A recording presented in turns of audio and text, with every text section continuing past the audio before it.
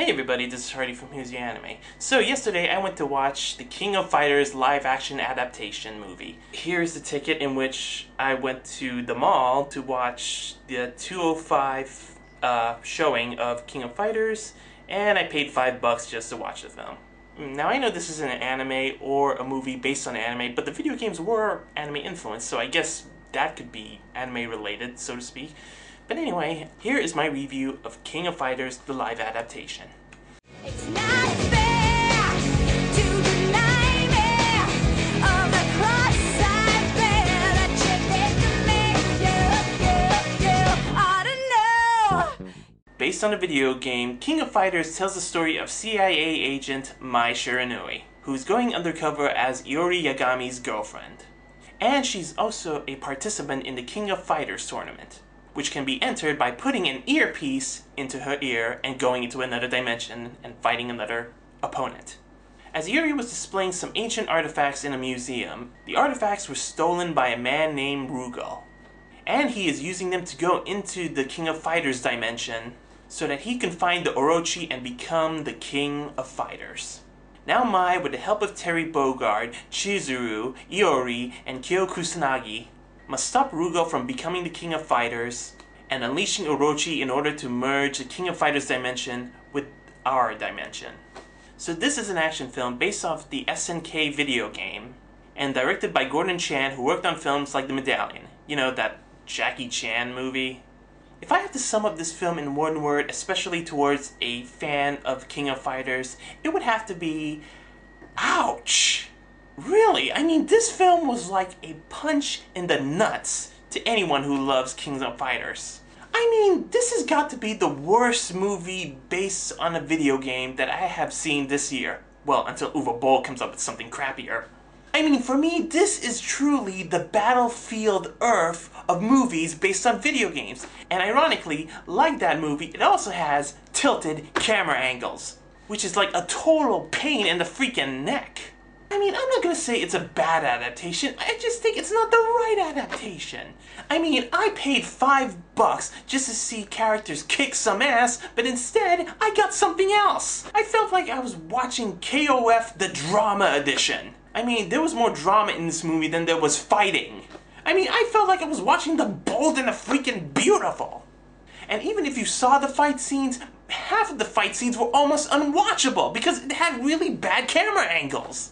And the story of this film is completely and utterly ridiculous.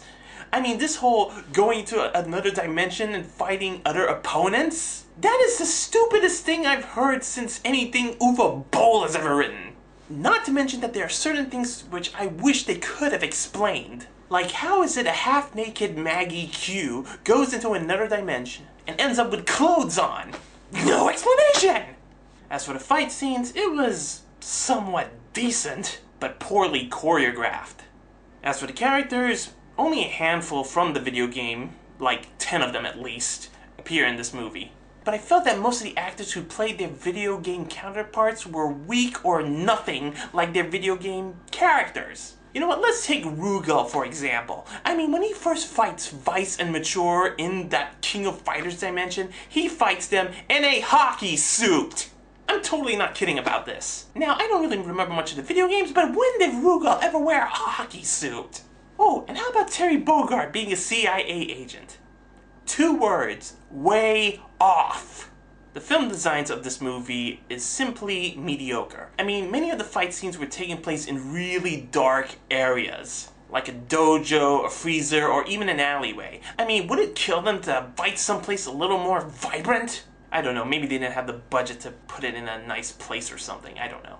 Also, the costume designs, well, I will admit they sort of do look like their video game costumes, but I've seen cosplayers that look better than these guys.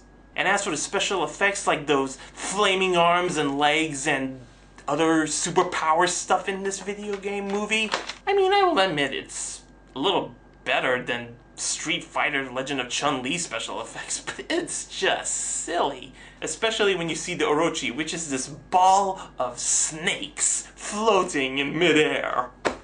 That's stupid! And it totally felt way out of place in the movie. The acting in this film was okay at best. I mean, I do like the actors in this film, but only problem is the material they were given was just so bad that their acting was practically half-assed.